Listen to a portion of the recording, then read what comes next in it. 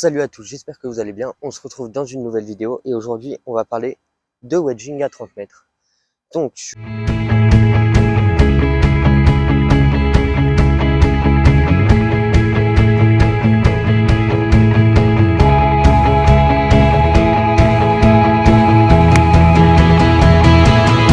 vais vous donner mes clés pour le réussir et vous verrez si j'y arrive ou pas. Bon, normalement j'y arrive puisque c'est mes clés et que c'est un secteur du jeu que j'aime pas mal.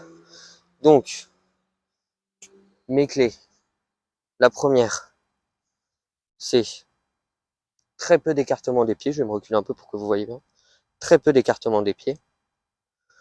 Un swing, souvent un demi-swing, voilà, comme ça.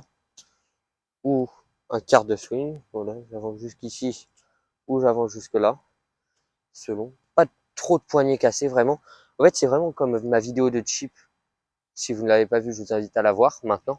Et puis revenir sur cette vidéo pour que vous compreniez mieux après. Mais c'est comme un chip, mais en plus grand. C'est-à-dire chip, un long chip, j'ai envie de dire. Et voilà. Assez basique avec ici une toute petite accélération, mais vraiment petite, histoire de la lever un peu plus.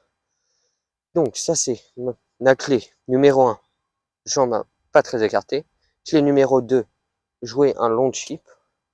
Et clé numéro 3, de la rotation, toujours autour de la colonne vertébrale. C'est-à-dire, là je mettrai un trait.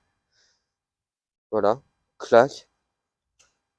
Voilà, une rotation toujours autour de la colonne vertébrale, avec une tête qui bouge pas. Sinon, si la tête descend,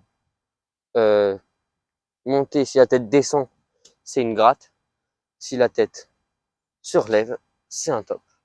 Vous avez compris ça, donc ça vous pourrez le checker vous-même avec une caméra, parce que je pense que si vous regardez cette vidéo, c'est que vous avez sûrement un smartphone ou quelque chose qui permet de filmer.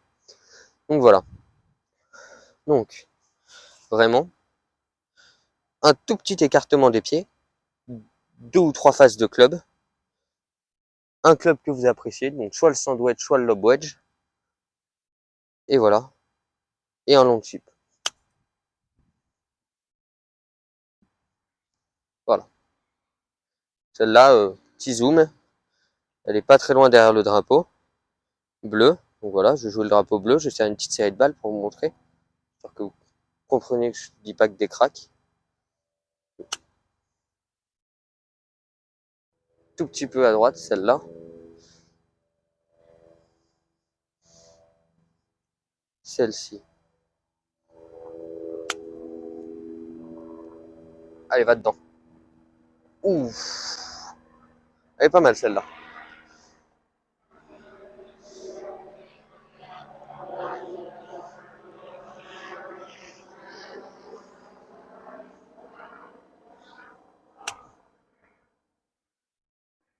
Ah, celle-là un peu courte, un peu grattée, ça arrive de temps en temps.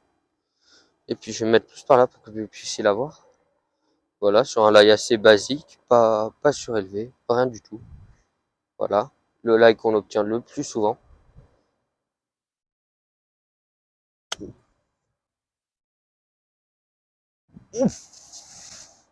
Voilà, donc vous avez tous mes chips, vous avez vu que ça marchait pour moi. Après, à vous de voir si ça marche pour vous dans votre jeu. Et si vous ne trouvez pas, n'hésitez pas à me demander en commentaire donc ce qui ne marche pas pour vous. Et j'essaierai de résoudre ça. Voilà, donc pour conclure sur cette vidéo de wedging, ça s'applique sur tous vos coups de wedge. Absolument, moi ce que je conseille, c'est de jouer des demi-coups.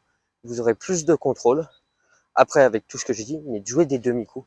Vous aurez plus de contrôle. Peut-être que vous perdrez de la distance, mais moi, ce qui est le plus important, d'après moi, c'est assumer ses distances et puis plus de contrôle. C'est là où vous gagnerez des points. Donc voilà, merci beaucoup d'avoir visionné cette vidéo. Et si vous n'avez pas encore vu, vous pouvez aller voir d'autres vidéos qui sont sur ma chaîne. Donc j'en ai pas mal. Des vidéos, des vlogs, des cours, voilà. Vous avez tout ça. Allez, à bientôt.